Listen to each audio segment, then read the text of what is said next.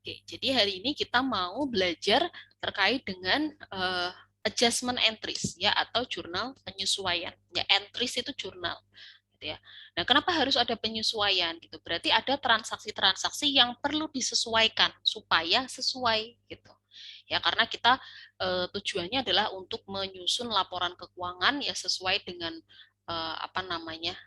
Timingnya ya periodenya gitu ya harus sesuai. Nah, kita mau memastikan nih apakah jurnal-jurnal yang sudah kita buat sebelumnya gitu ya saldo-saldo akun yang sudah muncul gitu ya kan kita tadi terakhir sampai di trial balance ya apakah saldo yang sudah muncul di trial balance tadi gitu ya itu apakah sudah menunjukkan ya sesuai dengan kondisi sebenarnya gitu misalnya terkait dengan supplies gitu ya supplies itu kan kita beli ya di awal, misalnya kita beli di awal periode, ya kemudian di akhir periode di trial balance itu kita menunjukkan di situ saldo supplies-nya misalnya adalah 2.000, gitu ya.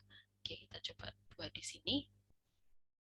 Ini sekilas ya gambaran tentang adjustment gitu. Jadi misalnya terkait dengan supplies. Ya, supplies. Oke.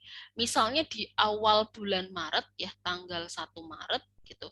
Kita beli supplies harganya 10.000 ya atau nominalnya besarannya adalah 10.000. Kemudian di tanggal 31 Maret ya, itu di trial balance itu menunjukkan saldonya adalah 7.000 gitu ya.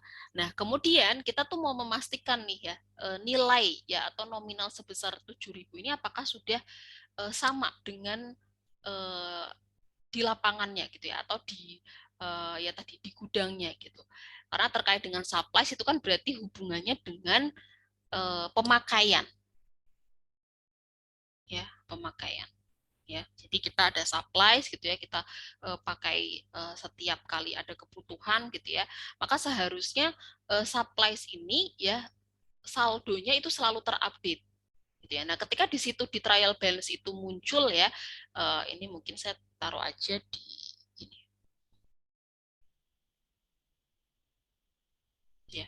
Di trial balance itu nominalnya 7.000. Kita memastikan kita mau memastikan apakah nominal 7.000 ini sudah sama dengan supplies on hand-nya, sorry, supplies fisiknya gitu ya. Jadi ini kan nominalnya nih. Nah, kita mau lihat di gudang itu ya supplies yang fisiknya ya, itu apakah benar ya nominalnya itu memang di akhir periode itu besarannya adalah 7.000.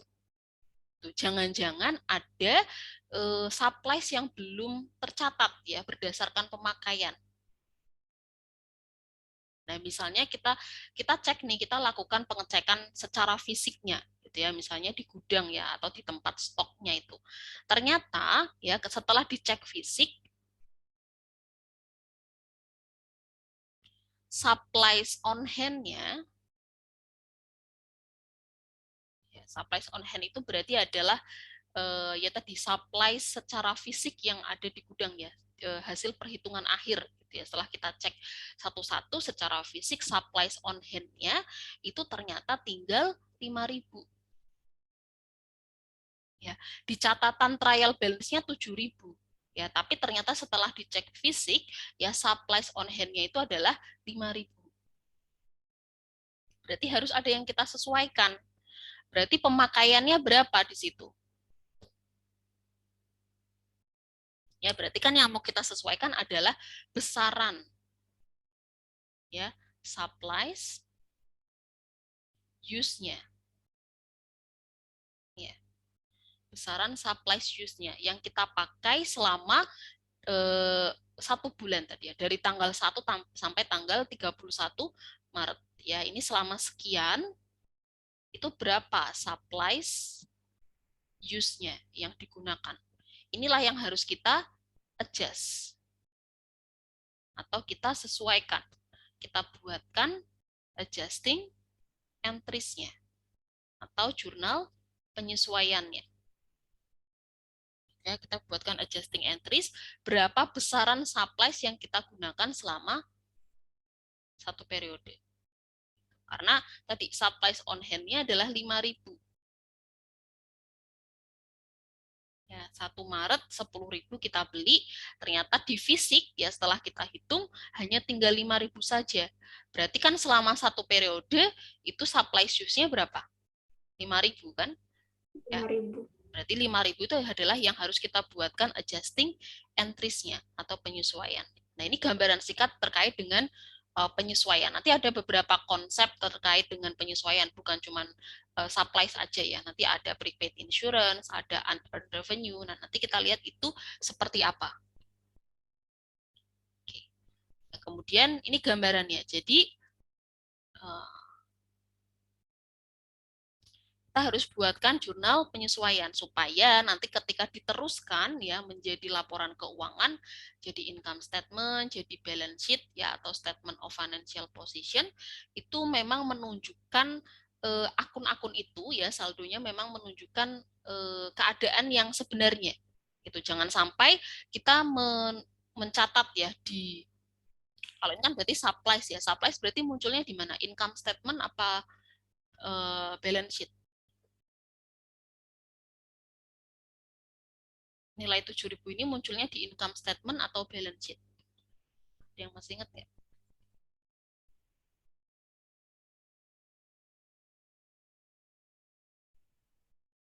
Munculnya di balance sheet, Bu. Di balance sheet ya, karena dia termasuk kelompok akun apa? Aset.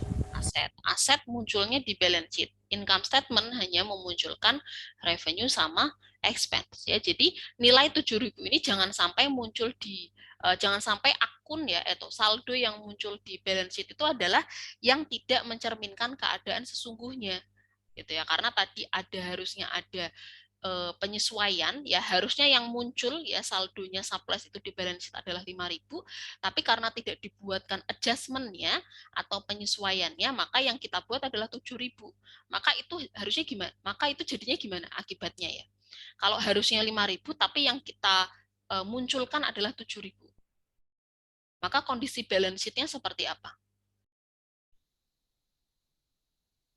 kita munculkan nih oh kita lihat oh di balance sheet surplusnya 7.000 ternyata di fisiknya gitu ya harusnya si balance sheet-nya ini nominalnya atau saldonya adalah 5.000. Maka balance sheet-nya dalam kondisi apa? Overstate atau understate? Kalau kita memunculkan 7.000 seharusnya supply-nya adalah 5.000. Maka kondisi balance sheet-nya adalah overstate atau understate? Over ya, Bu? Over ya. Kita terlalu besar ya. Kita terlalu tinggi menyatakan bahwa si supplies-nya itu nominalnya ya saldonya di balance sheet itu adalah 7.000. Karena kan fungsi dari balance sheet atau statement of financial position ya laporan posisi keuangan itu adalah untuk menunjukkan ya aset ya perusahaan itu punya aset apa saja ya dan berapa besar banyaknya ya misalnya di situ ada cash, ada piutang, ada supplies gitu. Nah, salah satunya supplies dari balance sheet itu orang akan tahu gitu ya pengguna laporan keuangan itu akan melihat oh ternyata perusahaan itu punya supply sebesar 7.000 gitu. Nah, tapi ternyata setelah dicek lagi seharusnya bukan 7.000 gitu ya. Seharusnya 5.000 karena pemakaiannya setelah dicek fisik itu adalah 5.000 tadi. Ya, supply use-nya adalah 5.000.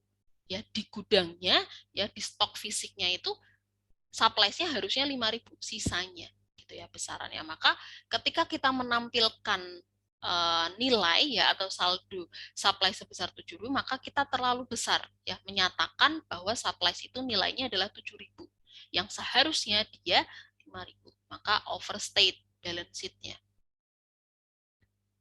Maka kebutuhan untuk adjustment itu sangat besar gitu ya untuk memastikan bahwa akun-akun yang muncul di income statement, akun-akun yang muncul di balance sheet ya atau statement of financial position itu nama lainnya yaitu memang mencerminkan keadaan sesungguhnya. Ya supaya tidak ada yang overstate atau mungkin bisa jadi understate ya yang belum dicatat ya. Kalau understate berarti ada akun-akun yang belum disesuaikan ya karena tadi misalnya belum dicatat misalkan ya sehingga akunnya terlalu rendah dinilai ya yang dimunculkan di balance sheet itu understate ya padahal seharusnya dari penyesuaian itu bisa memunculkan ya menambah misalnya tadi nilai nominal akunnya atau saldo akunnya itu ya itu pengantarnya. Oke, nah setelah kita buatkan jurnal penyesuaiannya, maka kita juga harus mengupdate lagi. Ya, kalau tadi di sini kita kan buat neraca saldo atau trial balance ya, yang isinya adalah untuk memunculkan ya saldo akhir masing-masing akun. Ya, daftar saldo akhir masing-masing akun sebelum penyesuaian. Yang ini ya. Setelah kita melakukan penyesuaian, berarti kita harus mengupdate lagi neraca saldonya. Ya, kalau tadi misalnya di sini supply-nya 7.000 ya, setelah kita buatkan adjustment ya atau penyesuaiannya ternyata supply-nya saldonya jadi 5.000. Ya, maka kan kita harus update ya neraca saldonya. Maka muncul yang namanya neraca saldo setelah penyesuaian atau trial balance after adjustment. Gitu karena pasti setelah penyesuaian ada beberapa akun ya yang nominalnya berubah karena penyesuaian tadi. Ya, jadi kita tidak boleh menampilkan saldo yang lama, tapi kita harus menampilkan saldo setelah penyesuaian, sehingga itu mencerminkan kondisi akun yang sebenarnya. Nah, baru kalau sudah dibuatkan penyesuaian ini kita bisa mulai menyiapkan untuk membuat financial statement ini. Ya, ada laba rugi, laba ditahan, ya, posisi keuangan, ini tadi balance sheet ya. Sehingga akun-akun yang dimunculkan dalam laporan ini memang sudah mencerminkan kondisi sebenarnya ya dari neraca saldo setelah penyesuaian ini.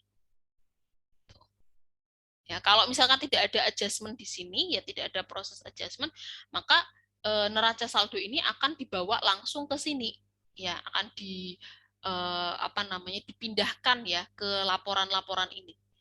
Ya, maka di situ akan mencerminkan kondisi yang tadi kita tidak tahu ya, kita tidak bisa memastikan apakah memang akun-akun itu sudah menunjukkan ya kondisi yang sesungguhnya. Itu karena tidak ada proses adjustment tadi. Tapi kalau ada adjustment di sini ya di tengah-tengah sebelum menyusun laporan laba rugi maka kita bisa melihat ya mana ya yang saldo akun yang berubah atau yang perlu disesuaikan. Itu ya. Kemudian untuk minggu ke-7 tidak ada kuis terkait dengan ini jadi nanti langsung ke latihan sama ke UTS.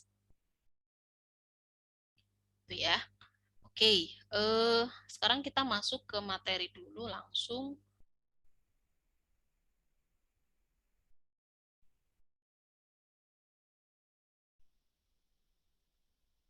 Ya, ke adjusting account.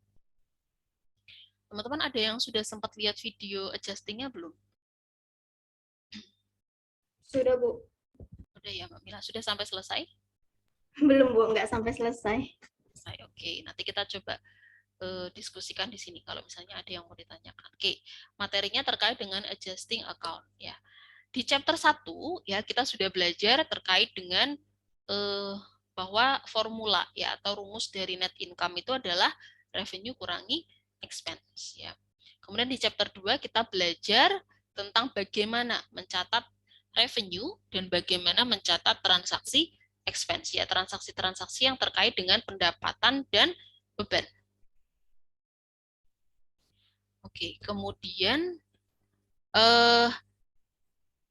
nih ya, things are not really that nice and neat gitu. Jadi tidak semuanya ya transaksi yang kita catat itu berjalan secara lancar gitulah intinya ya di lapangannya. Jadi kita maksudnya tuh gini, ketika kita mau mencatat sesuatu ya misalnya kalau di latihan teman-teman itu kan teman-teman dikasih ada tanggal transaksi, kemudian ada transaksinya teman-teman langsung bisa nyatet gitu ya. Jadi tanggalnya berapa, transaksinya apa, teman-teman bisa langsung menjurnal. Nah, ternyata di lapangannya itu kadang tidak seperti itu ya kondisinya.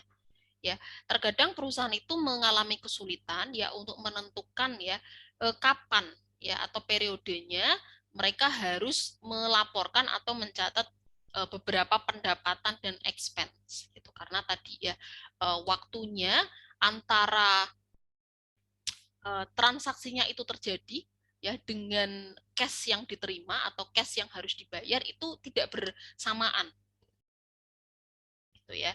Jadi transaksinya sudah dilakukan tapi uangnya belum diterima, atau misalnya kita sudah menerima uangnya tapi kita belum melaksanakan kewajiban kita. Ya, kita sudah menerima dulu uangnya di awal, di muka, tapi jasanya belum dilakukan. Nah, yang membuat pusing itu adalah kapan kita harus mencatat tadi revenue dan expense-nya. Ya, apakah dicatatnya itu saat kita memberikan jasanya atau saat kita sudah menerima uangnya. Ya, padahal tadi ada transaksi yang kita sudah menerima uangnya dulu, tapi jasanya belum dilakukan. Nah, itu kapan kita harus mencatat transaksi di jurnalnya itu per tanggal berapa? Ya, apakah saat kita menerima uangnya di awal ya atau nanti menunggu ketika kita sudah menyelesaikan transaksinya. Gitu. Jadi ada kebingungan ya untuk beberapa transaksi revenue dan expense itu kapan harus mencatatnya. Sedangkan dalam pelaporan keuangan itu ya timing is everything gitu ya. Jadi harus sesuai gitu ya. Ketika membuat laporan keuangan kan per ya, misalnya per tanggal 31 Desember gitu ya, per akhir tahun gitu ya. Laporan keuangan kan harus dibuatnya kan harus fix ya per tanggal itu. Maka yang harus kita sesuaikan ini tadi ya proses pencatatan transaksinya gitu, karena untuk membuat apa namanya penghitungan net income-nya ya di income statement-nya itu dia harus tepat waktu. Nggak boleh misalnya laporan keuangan 31 Desember jadi Maret gitu ya. Nah, maka di sini ada konsep awal untuk mengantar kita ya, kenapa harus ada adjustment. Oke, di sini learning objektifnya adalah menjelaskan terkait dengan dasar accrual ya dan alasan untuk adjusting entries. Oke, kemudian menyiapkan jurnal penyesuaian untuk deferral ya, untuk yang konsepnya adalah deferral. Jadi adjusting entries itu ada dua jenis ya, yang sifatnya deferral atau penangguhan sama yang sifatnya accrual.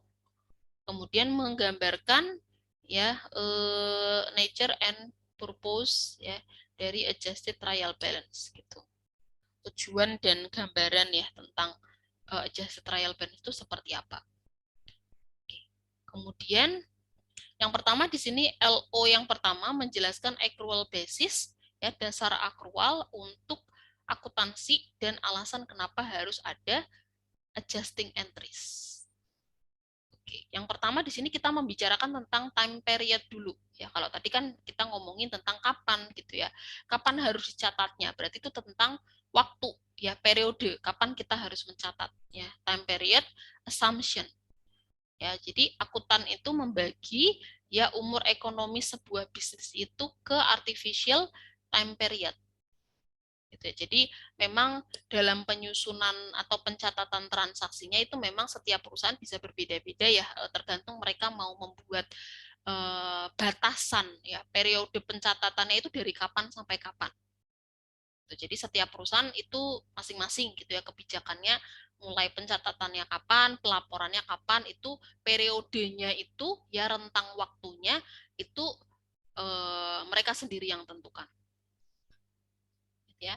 Jadi di dalam akuntansi ya itu biasanya secara umum itu ada time periodnya itu adalah bulanan ya, kemudian kuartal sama tahunan. Ya, kalau bulanan itu ya berarti pencatatan transaksinya itu setiap 1 bulan gitu ya. Dari tanggal 1 sampai tanggal 31 setiap bulan itu dicatat. Ya, berarti akhir periodenya adalah akhir bulan gitu ya. Kalau ini berarti kuartal itu berarti 1 kuartal itu berarti berapa bulan? Kalau kuartal berarti 1 tahun ada berapa kuartal? Kalau buatnya kuartal berarti 1 tahun ada berapa kuartal? Pernah dengar kuartal nggak? Iya ya, Bu. 4, Bu. 4 4, ya. Bu. 1 tahun ada 4 kuartal. Kuartal 1, 2, 3, 4. Berarti 1 kuartal berapa bulan?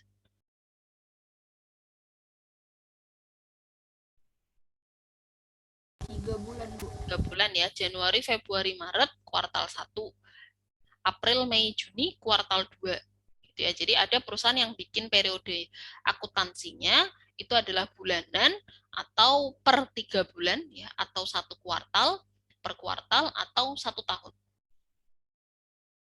Kemudian monthly and quarterly itu adalah disebut sebagai interim period ya. Kemudian most large companies ya, kebanyakan perusahaan-perusahaan besar itu menyiapkan baik yang kuartal ataupun yang annual financial statement. Jadi banyak perusahaan-perusahaan besar itu yang dia menyiapkan laporan keuangannya itu secara kuartal dan secara tahunan.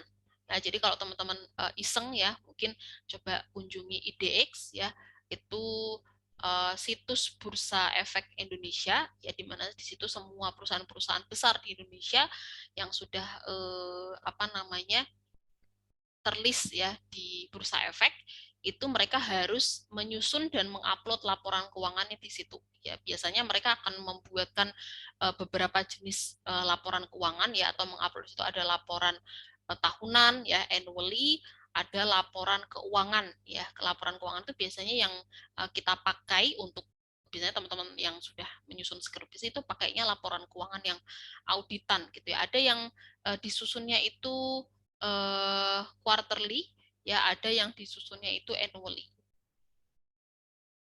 ya. Kemudian ada yang namanya fiscal year ya, tahun fiskal ya. Apa itu tahun fiskal? Itu adalah periode akuntansi yang lamanya adalah 1 tahun ya. Berarti kalau periode akuntansi 1 tahun itu disebut dengan tahun fiskal ya. Kemudian ada juga tahun kalender, itu dari tanggal 1 Januari sampai tanggal 31 Desember. Ini kan 1 tahun. Bedanya apa dengan fiscal year? Ya, kalau kalender year itu sama-sama, ini sama-sama setahun ya, tapi kalau kalender year itu sesuai dengan uh, kalender gitu. Artinya dimulainya ya periode akuntansinya itu dari tanggal 1 sampai tanggal 31 Desember. 1 Januari sampai 31 Desember. Sedangkan kalau yang fiscal year itu 1 tahun juga, tapi mulainya bisa jadi tidak di bulan Januari. Ya, misalnya mulainya di bulan Februari. Ya, berarti nanti dari tanggal 1 Februari mengikuti 1 tahun ke depan sampai tanggal 31 Januari. Ya, intinya setahun, tapi bisa jadi dia tidak mulainya di bulan Januari awalannya. Ya, yang penting 1 tahun itu disebut dengan fiscal year. Tapi umumnya fiscal year itu ya sama dengan kalender year biasanya ya. Jadi kalender year itu juga fiscal year, tapi fiscal year belum tentu kalender year. Ya. Kemudian kadang-kadang perusahaan ya, a company's year end-nya ya, akhir tahunnya perusahaan itu bisa bervariasi ya, dari tahun ke tahun ya, bisa 52 atau 53 minggu. Oke, sekarang kita masuk ke apa itu accrual versus cash basis ya. Jadi akuntansi ya, dalam pencatatan akuntansi itu dasarnya bisa accrual, bisa cash basis. Ya, tadi kan berarti terkait dengan recording ya, kapan kita bisa mencatatnya.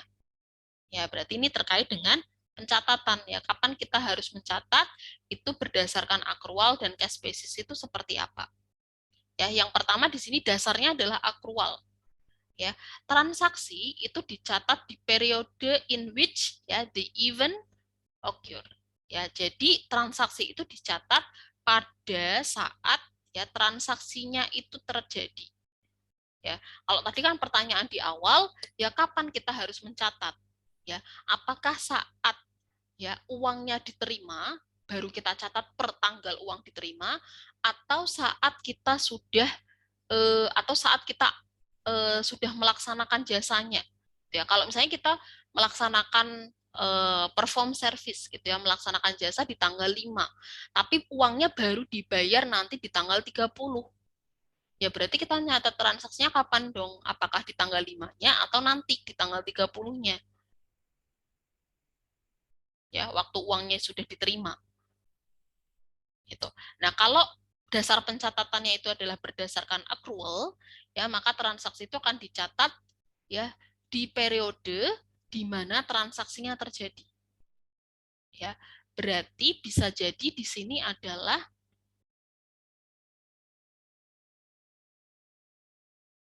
ya saat eh, transaksi sudah terjadi, ya, tapi uang belum diterima,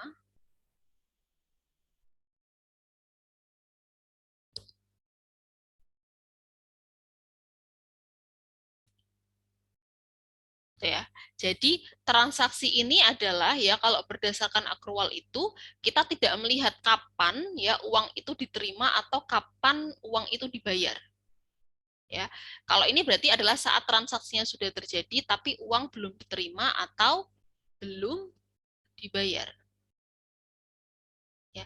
Yang penting kalau eventnya atau transaksinya sudah muncul atau sudah terjadi, maka itu adalah saat kita harus mencatat ya per tanggal tadi.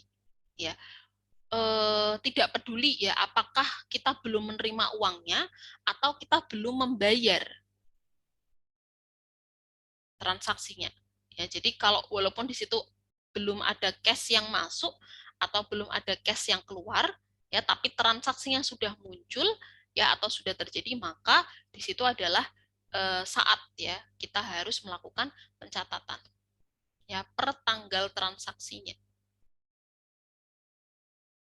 Contohnya apa? Misalkan ya perform service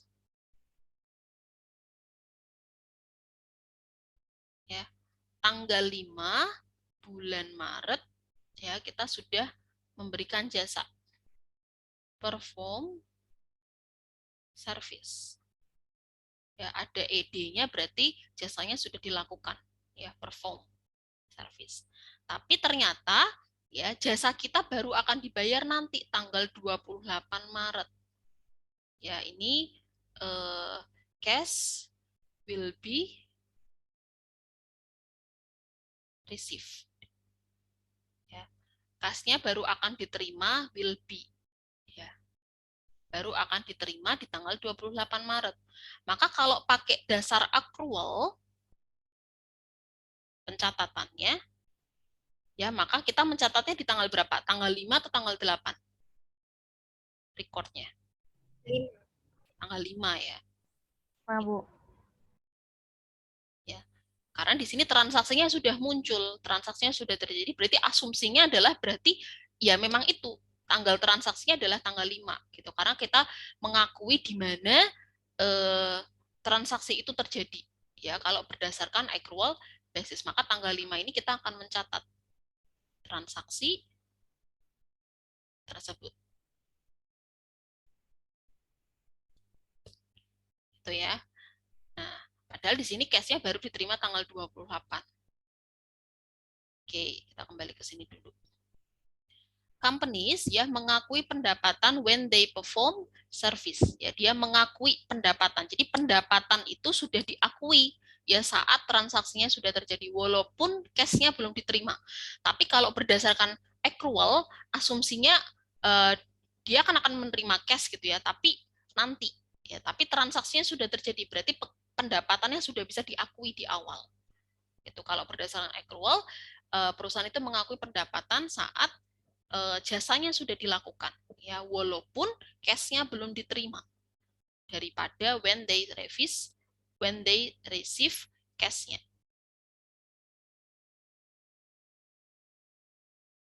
gitu ya. Expense are recognized when incurred ya. Jadi kalau berdasarkan accrual itu bisa juga terjadi pada ini expense ya. Kalau ini kan berdasarkan revenue ya. Ini juga bisa terjadi pada expense. Kapan? Ya, kalau terkait dengan expense gimana? Kalau transaksinya sudah terjadi, sudah muncul walaupun belum dibayar. Ya, misalkan eh, terkait dengan ini berarti revenue ya, terkait dengan revenue. Ya, kalau terkait dengan expense gimana? Misalkan kita sudah mempekerjakan karyawan,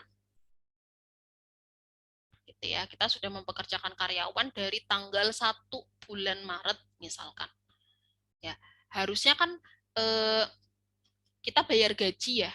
Kita bayar gaji, tapi kita belum bayar. Nanti bayarnya itu misalnya di akhir bulan, tanggal 29 misalkan. Nah, berarti di situ kita sudah bisa mencatat expense ya, beban gaji. Atau kalau di situ kita mencatatnya nanti kalau terkait dengan gaji itu terkaitnya dengan payable ya, salaries payable. Walaupun belum dibayar. Nah, nanti terkait dengan penyesuaian kita akan lihat ya mana yang masuk ke deferral, mana yang masuk ke accrual. Nah, accrual ini itu adalah sesuai dengan konsepnya IFRS gitu. Kalau sekarang perusahaan-perusahaan di negara-negara di dunia kan banyak tuh yang menggunakan IFRS sebagai standar internasional gitu ya, penyusunan laporan keuangannya. Maka ketika dia menggunakan IFRS ya, maka dasar pencatatannya harus menggunakan accrual. Ya, berarti dia mencatat transaksinya adalah saat transaksinya sudah terjadi, bukan saat uangnya diterima atau saat uangnya dibayar. Ya, kapanpun transaksinya muncul, ya atau kapanpun transaksinya sudah terjadi, maka langsung dicatat per tanggal transaksi. Ya, bukan per uangnya diterima atau per uangnya dibayar. Kalau dia pakai IFRS. Nah, selanjutnya di sini ada cash basis. Nah, kalau cash basis gimana? Kebalikannya, berarti kalau pakai cash basis, ya, kapan kita nyatetnya? Kapan kita kalau mencatat cash basis untuk transaksi ini? Tanggal 28, Bu. Tanggal 28. Betul. 28 Maret. Karena konsep dari cash basis itu kita baru boleh nyatet kalau ada uang yang keluar atau ada uang yang masuk. Ya, per tanggal uang keluar atau per tanggal uang masuk itu baru boleh dicatat. Ya. Kalau pakai konsep cash basis ini mereka tidak boleh mereka mengasumsikan bahwa kalau belum ada cash yang dibayarkan atau belum ada cash yang diterima, walaupun transaksinya sudah terjadi itu mereka nggak boleh catat sampai tadi cashnya diterima atau sampai ada cash yang dibayarkan. Itu kalau pakai cash basis. Sedangkan kalau pakai accrual itu mereka sudah mengakui ya walaupun belum diterima uangnya ya tapi kan transaksinya sudah ada. Ya berarti mereka sudah bisa mengakui pendapatannya. Gitu ya. Oke. Expand ya revenue itu dicatat saat cash-nya diterima, kalau expand dicatatnya saat cash-nya dibayar. Ya, ini kalau tadi yang di accrual kan berarti revenue atau expense itu boleh langsung dicatat saat transaksinya muncul atau saat transaksinya terjadi walaupun cash-nya belum diterima atau dibayar. Ya. Nah, ketika menggunakan cash basis ini maka ini tidak sesuai ya dengan IFRS. Ya. Jadi kalau IFRS itu memang mereka akan mengakui munculnya akun piutang dan hutang. Gitu. Karena tadi ya mereka mencatatnya per tanggal transaksi. Sehingga di situ akan muncul akun piutang dan hutang. Ya, tapi kalau cash basis ini nggak akan muncul piutang dan hutang gitu karena tadi mereka mencatatnya adalah saat cash-nya sudah diterima atau dibayar.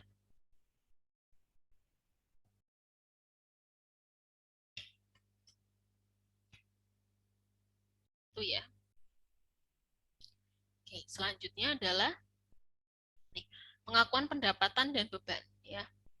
Customer pengakuan pendapatan itu ya customer request service, bahkan di sini ketika servisnya sedang apa ya di request artinya ada permintaan untuk jasa gitu ya, kemudian jasanya sudah dilakukan ya walaupun cashnya belum diterima, cashnya diterima di sini ya, customer requestnya di bagian sini ya, kemudian di tengah-tengah dia melakukan jasanya, maka pencatatan transaksinya kalau pakai accrual itu dicatatnya adalah saat performanya itu sudah dilakukan di sini, walaupun cashnya baru diterima di akhir.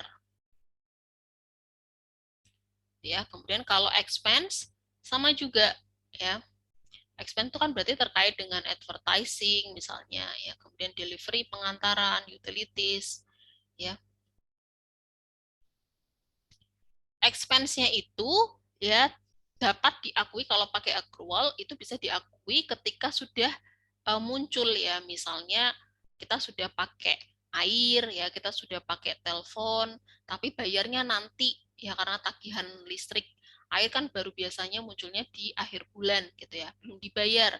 Tapi kalau kita sudah pakai air, sudah pakai listrik ya, atau kita misalnya eh, sudah pakai jasa iklannya gitu, walaupun belum dibayar, maka kalau berdasarkan accrual itu kita sudah boleh mencatat gitu ya, kapan expense-nya itu muncul, per tanggal expense muncul ya, bukan saat expense-nya dibayar. Oke. Nah, ini tadi pengakuan pendapatannya ya, pendapatan dan beban. Ini revenue recognition sama expense ya. Dan kalau pengakuannya, catatannya berdasarkan ini gitu ya, berdasarkan accrual basis, ini berarti konsepnya adalah mereka menggunakan accrual ya, maka dia akan sesuai dengan IFRS, konsepnya IFRS. Oke. Nah, ini kebutuhan ya untuk adjusting entries. Kenapa harus ada adjusting entries? Ya, untuk menjamin ya, to ensure ya bahwa revenue recognition ya, pengakuan pendapatan dan pengakuan beban ya, prinsipnya itu prinsip-prinsip pengakuan pendapatan dan pengakuan beban itu matching gitu ya. Jadi sama nih antara kapan mengakui pendapatan dan kapan mengakui beban. Jadi fungsinya adjusting entries itu ya untuk memastikan bahwa prinsip pengakuan pendapatan dan pengakuan bebannya itu sesuai atau diikuti. Ya, kemudian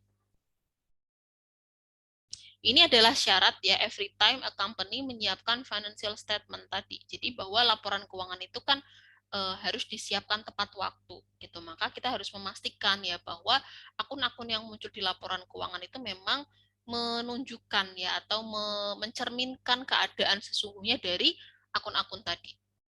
Gitu. Kemudian di sini akan meliputi ya, jadi dalam adjusting entry itu biasanya dia akan mempengaruhi satu akun income statement dan satu akun di balance sheet gitu ya. Jadi di income statement ada yang terpengaruh ya, di balance sheet atau financial position juga ada yang terpengaruh. Oke. Kemudian kenapa sih kok perlu dilakukan adjusting entries? Ada apa? Gitu ya. Alasannya tuh kenapa kok harus dilakukan adjusting entries? Ya, yang pertama adalah some event ya, beberapa transaksi itu tidak dicatat daily.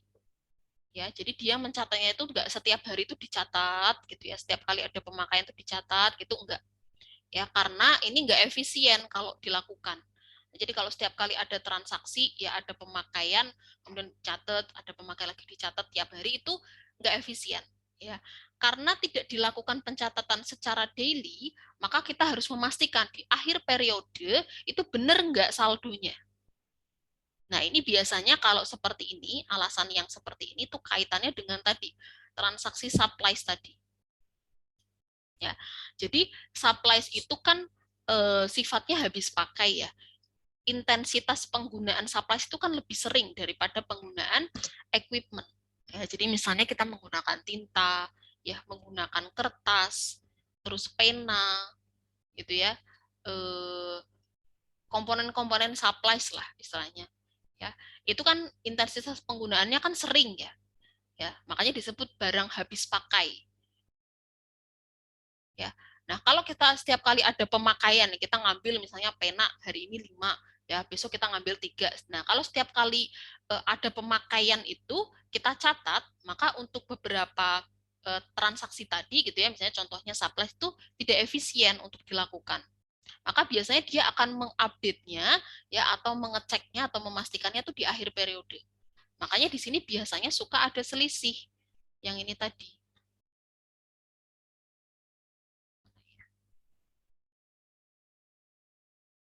Nih, supplies ya. Jadi misalkan di awal tuh kita tahunya ya tanggal 1 Maret itu supplies-nya misalnya 10.000. Sini nominalnya ada 10.000. Ya, kita tahu kita beli supplies ya, ini purchase. Ya, saat kita beli nominalnya 10.000. Nah, kemudian karena kita tidak mencatatnya itu daily, ya karena tadi tidak efisien untuk dilakukan kalau kita setiap kali pakai catat gitu, maka kita akan memastikannya di akhir ya 31 Maret ya kita akan melihat nih di gudangnya secara fisik berapa supplies on hand-nya. 1 Maret ya supplies on hand-nya. Supplies on hand itu berarti supplies yang tersisa secara fisiknya itu berapa? Ya, ternyata setelah dicek ya supply secara fisiknya tadi misalnya 5.000. Oke. Berarti yang perlu kita sesuaikan adalah ini. Ya. Supplies use-nya. Ya, penggunaan selama satu periode itu berapa? Berarti supply use-nya adalah 5.000. Ya, karena tadi kita kan tidak mencatat penggunaan setiap hari ya. Ya, kita kan hanya mengecek atau mengupdate ya ketika di awal kita beli berapa, kemudian di akhir kita lihat masih berapa ya supplies on hand-nya. Ternyata supplies on hand-nya 5.000. Berarti yang kita pakai selama sebulan itu adalah tadi ya 5.000 selisihnya. Maka ini yang harus kita buatkan adjustment-nya. Karena tidak kita catat setiap harinya kan, kita harus buatkan adjustment-nya. Ya, adjustment entries-nya. Nah, maka ini kita catat sebagai apa? Ya, kalau ada supplies yang digunakan, ya kita mencatat supplies use-nya, ya maka kita catat sebagai supplies expense. Ya, kalau expense-nya di debit, ini berarti di debit ya sebesar 5.000. Di expense-nya bertambah ya karena kita mencatat supplies yang kita gunakan, ya, supplies use-nya ya kita catat sebagai beban ya penggunaan supplies kita catat sebagai beban. Kemudian yang berkurang apa? Karena ini di debit berarti harus ada yang di kredit. Yang berkurang adalah supplies. Akun supplies-nya sebesar 5.000. Ya, karena tadi kan di awal kita beli 10.000 nominalnya. Ya, di akhir 5.000. Ya, berarti kan harusnya ini 5.000 ini yang muncul saldonya ya. Saldo supplies-nya kan 5.000 yang muncul. Berarti selama sebulan ya pencatatan adjustment yang harus kita sesuaikan itu supplies-nya berkurang sebesar 5.000. Maka akun supplies berada di kredit. Ya, artinya di sini ada supplies yang berkurang sebesar 5.000 berdasarkan penggunaan selama satu periode tadi, sebulan. Ya, jadi supplies use-nya kita catat sebagai supplies expense, ya beban supplies, kemudian dia akan mengurangi supplies, ya akun supplies-nya sebesar 5.000. Ini tadi. Ya berarti sudah benar ya saldonya, di akhir supplies-nya nanti yang muncul adalah 5.000 karena sudah kita buatkan ini. Ya adjustment-nya. Ya, kita sudah buatkan adjustment-nya, maka saldo yang muncul sudah pasti akan 5.000 karena akun supplies di kredit ini pasti mengurangi akun supplies ya. Supplies kan saldo normalnya kan di debit ya. Debit ini ya, ini supplies. Ini kredit. 10.000 kan awal di sini dia beli. Ya, kemudian kalau kita buatkan adjustment-nya berarti supplies-nya di kredit berarti di sini 5.000. Maka saldo akhirnya betul ya sudah sesuai supplies-nya tinggal 5.000 di debit.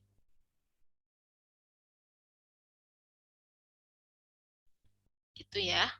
Oke, kemudian selanjutnya adalah some cost ya, beberapa cost itu tidak dicatat ya, are not recorded ya selama periode akuntansi karena cost-cost ini itu expire ya with the passage of time ya, seiring berjalannya atau berlalunya waktu ya, daripada as a result of recurring daily transaction. Oke. Jadi maksudnya adalah alasan lain kenapa jurnal penyesuaian itu dibuat ya, selain tadi ada beberapa transaksi yang tidak dicatat secara daily ya, tidak dicatat harian gitu ya. Nah, alasan yang lain lagi adalah karena beberapa biaya ya atau cost itu eh, tidak dicatat ya selama periode akuntansinya berlangsung ya, karena transaksinya itu ya, karena cost-nya itu expired ya, seiring berlalunya waktu ya. Contohnya apa? Misalnya transaksi pembayaran asuransi ya, atau transaksi pembayaran sewa. Oke, mungkin yang lebih mudah di logika misalkan sewa gitu ya. Ini bisa rent, bisa insurance. Gitu ya. Berarti di sini ada transaksi yang namanya prepaid. Ya, dibayar di muka. Ya, jadi kita harus melakukan penyesuaian ya atas transaksi-transaksi ini karena kita bayar di awal ya, untuk misalnya rent sama insurance. Ini sebenarnya kasusnya banyak ya, ada beberapa, tapi biasanya yang umum ini transaksi sewa sama insurance ya. Misalkan kita bayar sewa untuk 1 tahun ke depan, atau sewanya kita bayar 3 bulan ke depan 3 juta ya, tapi kan eh, kita baru mau nempatin ya, kita baru mau nempatin sewanya di bulan pertama, tapi kita sudah bayar di awal ya, sewanya 3 bulan ke depan ya, atau 1 tahun ke depan ya, sedangkan kan kita baru mau pakai di bulan pertama. Jadi cost-nya itu tidak dicatat pada periode akuntansinya gitu ya, karena dia akan cost-nya itu akan expired ya, atau ya tadi ya apa ya, expired kalau di sini istilahnya ya expired gitu ya, seiring berlalunya waktu. Jadi kita akan melakukan penyesuaiannya itu per bulan ya. Misalnya saya bayar sewa ini bulan apa, Maret, Februari, Maret, April, Mei gitu ya. Saya bayar sewa rumah itu untuk 3 bulan ke depan sampai bulan Mei ya, 3 juta. Tapi kan saya pakainya kan baru sekarang gitu ya, Maret misalkan. Berarti nanti saya akan melakukan penyesuaiannya itu per bulan. Ya, bikin adjustment-nya itu per bulan. Sesuai masa habisnya tadi ya, per bulan ya, per Maret, per April, ya per Mei. Tapi di awal saya mau bayar per 3 bulan ke depan. Berarti saya harus melakukan penyesuaian ya per bulannya.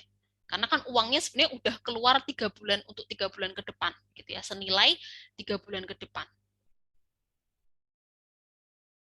Ya, berarti saya harus melakukan adjustment ya setiap kali tadi ya cost-nya expire tadi. Kalau di sini istilahnya itu.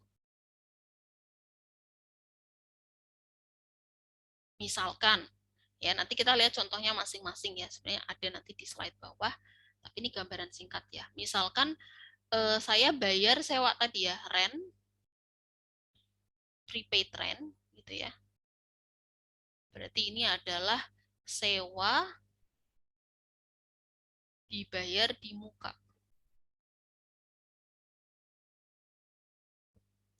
Ya, sewa dibayar di muka. Untuk bulan Maret, April, Mei. Totalnya adalah 3 juta.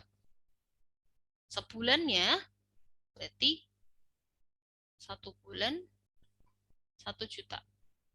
Ya, maka saya harus melakukan penyesuaian untuk ini adjustment-nya.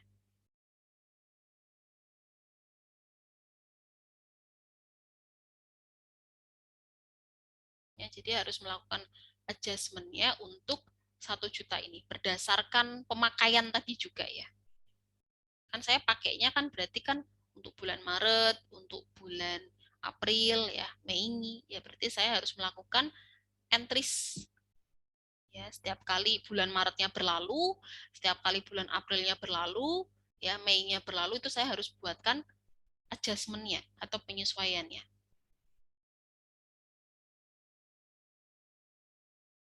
Ya, nanti kita lihat seperti apa bagaimana melakukan penyesuaian. Kemudian alasan yang ketiga adalah kenapa harus dilakukan adjustment? Itu karena beberapa item ya atau transaksi itu mungkin belum dicatat. Ya, kalau seperti ini memang berarti harus disesuaikan ya supaya tidak ada yang understate tadi atau overstate. Ya, bisa jadi transaksi yang belum dicatat itu juga bisa menyebabkan overstate ya.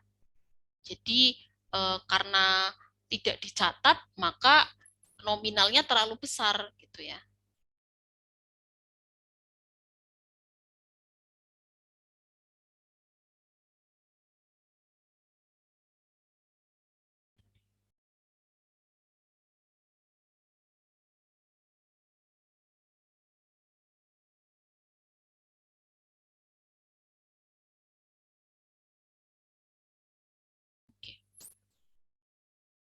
Nah, sekarang kita lihat nih jenis-jenis dari adjusting entries. Ya, tipe-tipe adjusting entries itu ada 4.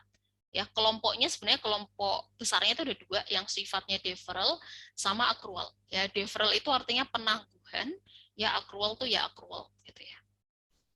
Jadi yang deferral itu ada 2 jenis apa namanya? Adjustment gitu. Yang pertama adalah prepaid expense ya, beban-beban dibayar di muka.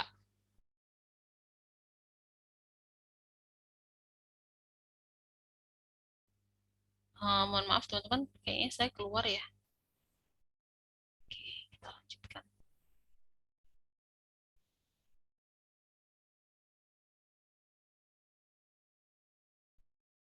Sudah record ya.